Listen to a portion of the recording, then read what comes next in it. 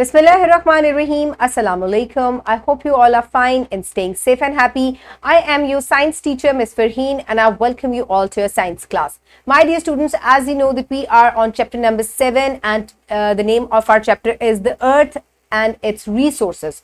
Today we are going to discuss about physical characteristics of Earth.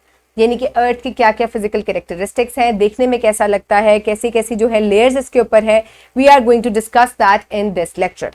So my dear students, let's quickly move forward towards the student learning outcomes. So आज के lecture में बच्चे जो हैं जब lecture खत्म करेंगे तो they will be able to recognise that the earth surface is made up of land, water and is surrounded by air.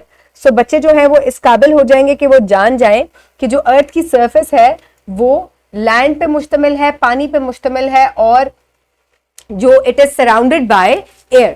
So my dear students, let's quickly move forward towards the pre-reading question.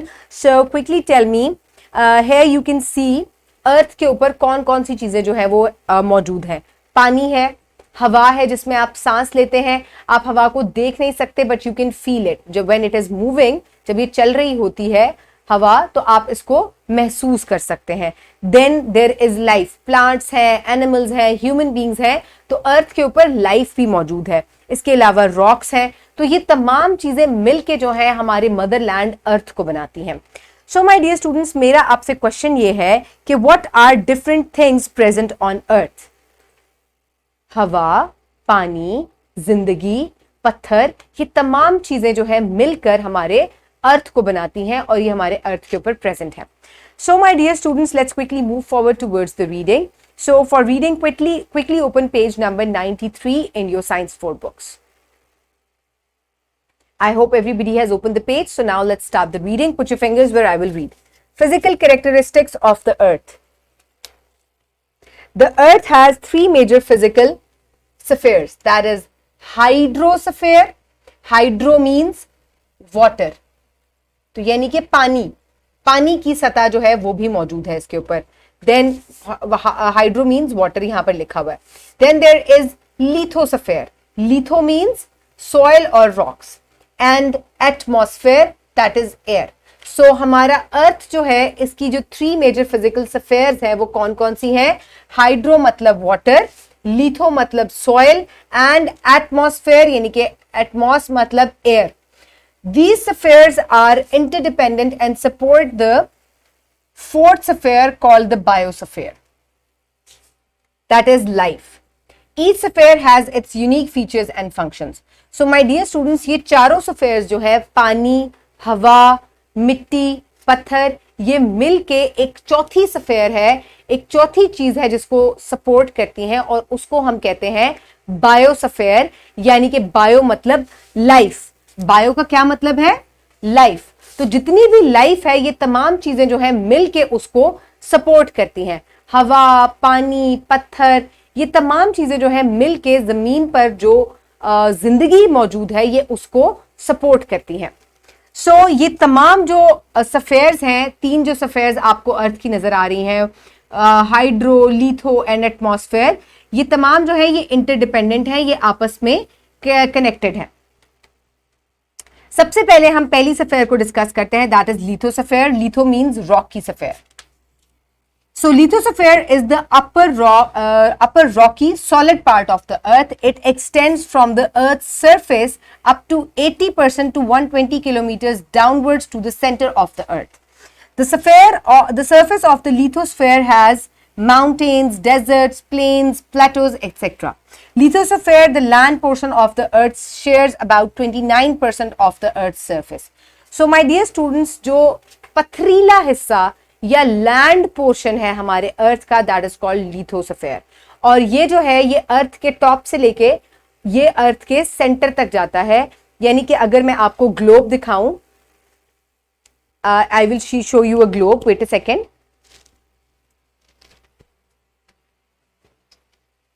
So if I will show you the globe, तो globe पे आपको जो है अर्थ के top जो है आपको नजर आता है जहां पर पानी है.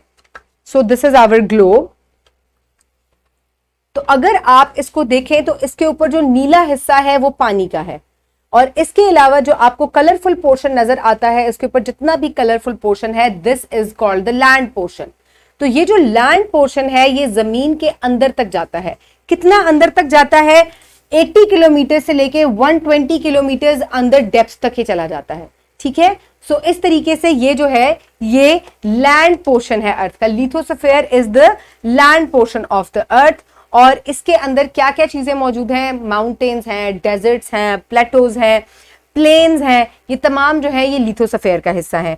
और लिथोस्फीयर जो है ये 29% जो है ये अर्थ का सरफेस बनाता है।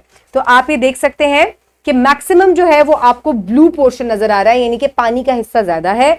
और 29% जो हमारे अर्थ का हिस्सा है दैट इज लिथोस्फीयर और दैट इज लैंड। और now let's quickly move forward towards the hydrosphere. अब हम नेक्स्ट स्फीयर की तरफ बढ़ते हैं व्हिच इज हाइड्रोस्फीयर, जिसका मतलब है पानी का हिस्सा। The hydrosphere water is the biggest portion of the Earth's surface, contributing 71% of the entire Earth. It is the total amount of water present on the Earth, whether in any form such as oceans, seas, rivers, lakes, springs, ice caps, underground water, or even in vapor form. So, my dear students, Earth का जो major हिस्सा है that is called the hydrosphere. ये 71% यानी कि 71% हिस्सा जो हमारे अर्थ का है वो पानी से मिलकर बना हुआ है, यानी कि 29% दैट इज लैंड लिथोस्फीयर। और जो बाकी सारा आपको ब्लू पोर्शन नजर आ रहा है this is hydrosphere that is water. इसके अंदर तमाम किस्म का पानी जो है वो इंक्लूड होता है, चाहे वो स्नो है, चाहे वो आइस केप्स हैं, चाहे वो रिवर्स हैं, सीज हैं, ओशंस हैं, वाटर वेपर, इवन जो बुखारात हैं हमारे एटमॉस्फेयर में वो भी इसके अंदर इंक्लूडेड है। Ground water is also included in it. So तमाम किस्म का जो पानी है वो हाइड्रोस्फीयर के अंदर आता है और ये मैक्सिमम पोर्शन जो है वो अर्थ का बनाता है that is 71% portion. Next come the atmosphere, that means air is the third portion of the earth. It spreads around the earth like a blanket and is called atmosphere. Air is mixture of different gases such as oxygen, nitrogen, carbon dioxide, etc. It extends up to 8 to 10 kilometers upward from the surface of the earth. So my dear students, अब atmosphere किधर है? Again if you will look at this globe, तो ये हमारा अर्थ है, तो इसका atmosphere किधर है? पानी और लैंड जो है वो इसकी सरफेस पे मौजूद है, लेकिन वेयर इज एटमॉस्फेयर? एयर कहाँ है? एयर जो है उसने एक ब्लैंकेट की तरह इसको कवर किया हुआ है। If I will replace my scarf on it, तो इस तरीके से एटमॉस्फेयर ने इस पूरे अर्थ को कवर किया हुआ है। और ये कितने डिस्टेंस पे मौजूद है? So distance is 8 kilometre up to 10 kilometre है, यानी कि ये 8 किलोमीटर से लेके 10 किलोमीटर तक ऊपर एक्सटेंड होता है जमीन की सतह से। ठीक है, और इसने एक ब्लैंकेट की तरह पूरे अर्थ को अपनी लपेट में लिया हुआ है, रैप किया हुआ है इसको, और ये मुख्तलिफ गैसेस से मिलकर बना है जिसमें oxygen, carbon dioxide, nitrogen, oxygen, ये तमाम जो मुख्तलिफ गैसेस हैं ये हमारा एटमॉस्फेयर बनाती हैं। So my dear students, here you will look at the physical characteristics of the earth, जिसमें आपको लिथोस्फीयर यानी कि लैंड नजर आ रहा है जो ग्रीन कलर का आपको लग रहा है। Then the hydrosphere is all the blue portion, the water portion.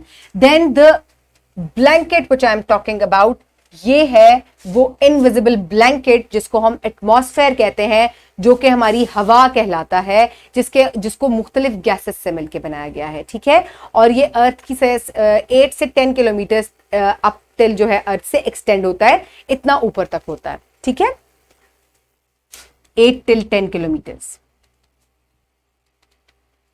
So my dear students, again you can see कि जो 3 हमारी स्फीयर्स हैं अर्थ की, lithosphere, hydrosphere and atmosphere, collectively they work together and they support an other sphere which is called the biosphere, यानी कि वो life को support करती हैं। So the rocky portion, the land portion is the lithosphere, the water portion is the hydrosphere, and then the air which is present that is atmosphere। और collectively ये life को, plants को और animals को अर्थ पे support करती हैं। ठीक है, so this is the atmosphere. So now is the time for evaluation. So जल्दी से आपने मुझे आंसर करना है, what is lithosphere? It is the rock portion, land portion, soil portion of the earth. Okay. So which portion of the earth's surface has water? Hydrosphere it is. Very good. So what is atmosphere? It is air which has wrapped the earth like a blanket. So what is biosphere? It is the fourth sphere which means life on the earth, that is supported by the rest of the three layers, the rest of the three spheres. So for practice, you can download this worksheet from the description box below this video, or you can get it in print form by your teacher. So आपको अपना नाम इसके ऊपर लिखना है, roll number लिखना है, and then you will start doing the worksheet. So my dear students, write the names of the spheres and fill in the blank spaces with words given in the box. So my dear students, आपको spheres के names लिखने हैं और उसके बाद आपने इन boxes को fill करना है. ठीक है, आप यहाँ पर अपने स्फेयर्स के नेम लिखेंगे. Lithosphere, atmosphere, hydrosphere and biosphere. Now here are the word bank given और आपने इन sentences को complete करना है. This sphere is the solid part of the earth and it is made up of dash and dash. So it is lithosphere and it is made up of rocks and soil. This layer includes all the dash that surrounds the earth. It protects us from the sunlight. ठीक है? So it is all the air and it protects us from the sun radiation.